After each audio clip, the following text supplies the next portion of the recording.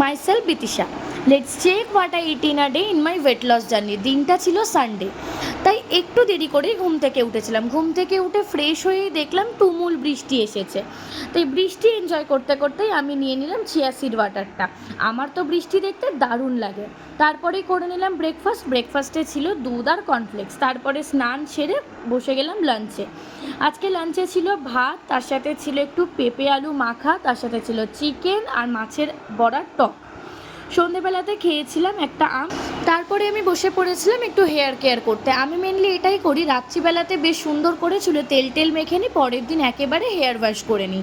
তারপরে প্রিপারেশন নিলাম রাতের ডিনারের জন্য। ডিনারে একদম হালকা খাবার বানিয়েছিলাম, একটু শসা পেঁয়াজ আর টক দই দিয়ে স্যালাড বানিয়েছিলাম। এই স্যালাডটা খেতে আমার দারুণ ভালো লাগে, আর এই স্যালাডটা তৈরি করতে কোনো ঝামেলাও হয় না। তো এইভাবেই আমার সারাটা দিন বেশ দারুণভাবে কেটে গেল। টাটা।